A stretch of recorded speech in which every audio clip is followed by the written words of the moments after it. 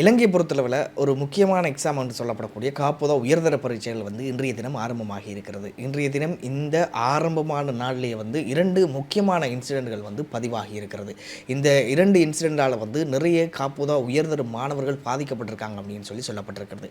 அதில் முதலாவது இன்சிடென்ட் என்ன அப்படின்னு சொன்னால், அனுராதபுரத்தில் நடந்த ஒரு பிரைவேட் பஸ் ஆக்சிடென்ட். இந்த பஸ் ஆக்சிடெண்ட்டில் 40 பேருக்கிட்ட காயமடைஞ்சிருக்காங்க, 6 பேர் பலியாகி இருக்காங்க அப்படின்னு சொல்லப்பட்டிருக்கிறது. இந்த பஸ் ஆக்சிடெண்ட்டுக்குள்ள காப்போதா உயர்தரம் எழுதக்கூடிய மாணவர்களும் உள்ளடங்குறாங்க அப்படின்னு சொல்லி கூறப்பட்டிருக்கிறது.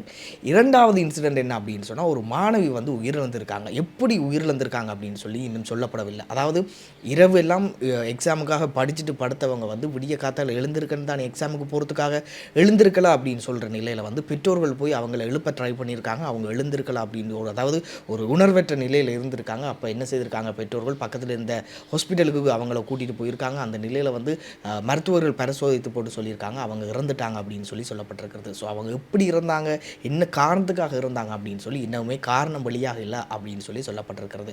இது தொடர்பாக போலீஸார் கூட விசாரணைகளை மேற்கொள்கிறதுக்காக அவங்களோட வீட்டை போய் பார்த்துருக்காங்க. ஏதாவது இது சம்மந்தமான அவங்களுடைய இறப்பு சம்மந்தமான ஏதாவது பொருட்கள் கிடைக்குதா அப்படின்னு சொல்லி பார்த்துருக்காங்க. எந்த விதமான பொருட்களுமே கிடைக்கல அப்படின்னு சொல்லப்பட்டிருக்குது. ஸோ இந்த மரணம் இப்போ வரை ஒரு மர்மமான ஒரு விஷயமாகவே காணப்படுகிறது. அதாவது எக்ஸாம் எழுதக்கூடிய ஒரு மாணவி விடிய காத்தால் இறந்திருந்தாங்க அப்படின்னு சொன்னால் இவ்வளோ மிகப்பெரிய ஒரு வழியை ஏற்படுத்தியிருக்கும் அப்படின்னு சொல்லி எல்லாருக்குமே விளங்கும். ஸோ இந்த நிலையில் பெற்றோர்கள் தான் இந்த இடத்துல ரொம்பவுமே கேர்ஃபுல்லாக இருக்கணும். அதாவது காப்புதா உயர்தரம் எழுதக்கூடிய மாணவர்கள் அதாவது ஒரு குறிப்பிட்ட சில நாட்கள் மட்டும்தானே. ஸோ அந்த நாட்களுக்குள்ள அவர்களுடைய போக்குவரத்து தொடர்பாக, உணவு தொடர்பாக, உடல்நிலை தொடர்பாக ரொம்பவுமே கவனமாக இருக்கணும் அப்படின்னு சொல்கிறது தான் இந்த இடத்துல ஒரு முக்கியமான ஒரு விஷயமாக இருக்குது. அதை விட பொதுமக்களுக்கும் இது சம்மந்தமான ஒரு ரெஸ்பான்சிபிள் இருக்குது. என்ன ரெஸ்பான்சிபிள் அப்படின்னு சொன்னால், பொதுமக்களும் பக்கத்தில் எக்ஸாம் எழுதுகிற பிள்ளை இருந்துச்சா அப்படின்னு சொன்னால், அதை பக்கத்து வீடுகளில் இருந்தாங்க அப்படின்னு சொன்னால் நீங்களும் ரெஸ்பான்சிபிள் எடுத்து சும்மா தேவையில்லாமல் கத்துறது, குளறது, இல்லைன்னு சொன்னால் தேவையில்லாத விஷயங்களை செய்கிறது, இந்த மாதிரியான விஷயங்களை தவிர்த்து கொண்டீங்க அப்படின்னு சொன்னால் அவங்களுக்கு ரொம்பவுமே ஒரு ஹெல்ப்ஃபுல்லாக இருக்கும். ஸோ இந்த நிலையில் அதே மாதிரி